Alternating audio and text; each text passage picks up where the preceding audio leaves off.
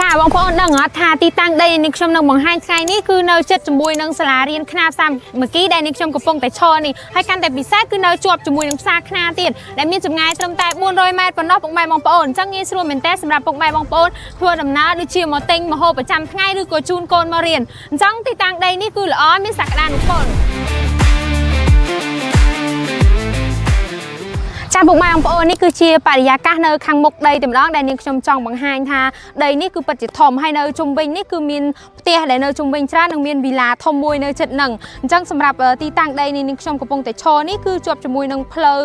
លំ22ម៉ែត្រថ្ងៃមុខគេអាចនឹងសាងសង់ជាផ្លូវបេតុងទៀតពុកម៉ែបងប្អូននេះផ្លូវគឺធំដោយពុកម៉ែបងប្អូនឃើញអញ្ចឹងទីតាំងដីនេះគឺល្អខ្លាំងមែនតើដោយសារតែដីធំទលាយហើយជាប្រភេទដីដែលខ្ពស់ស្រាប់ទៀតដូចពុកម៉ែបងប្អូនឃើញអញ្ចឹងដីគឺមានលបងព័ទ្ធជុំវិញស្រាប់អញ្ចឹងល្អមែនតើហើយបងប្អូនដឹងអត់សម្រាប់ទំហំដីសរុបគឺមានទំហំសរុប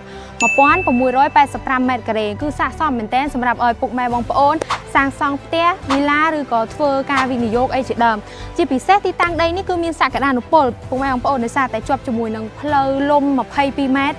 ហើយចេញពីផ្លូវលំ22ម៉ែត្រទៅគឺជាប់ជាមួយនឹងផ្លូវបេតុងផ្សារខ្នាតតែម្ដងអញ្ចឹងពុកម៉ែបងប្អូនអរគុណមើលរំលងជាមួយនឹងទីតាំងដីមួយកន្លែងនេះទេដោយសារតែស័ក្តិសមមែនទែនសម្រាប់ឲ្យពុកម៉ែបងប្អូនសាងសង់ផ្ទះវីឡាឬទុកចំណេញនៅថ្ងៃក្រោយដោយសារតែ1ម៉ែត្រការ៉េគឺមានតម្លៃត្រឹមតែ$100ជាងតែប៉ុណ្ណោះអញ្ចឹងអាចចរចាបានទៀតអញ្ចឹងសម្រាប់តម្លៃនេះគឺល្អអញ្ចឹងតែថ្ងៃមុខទៀតបងប្អូនទិញគឺអាចនឹងចំណេញអញ្ចឹងសម្រាប់ព័ត៌មានបន្ថែមបងប្អូនអាចទាក់ទងមកកាន់ក្រុមហ៊ុន OPI RT ឥឡូវនេះបានអញ្ចឹងកុំឲ្យឱកាសនេះរំលងផុតទៅឲ្យសោះ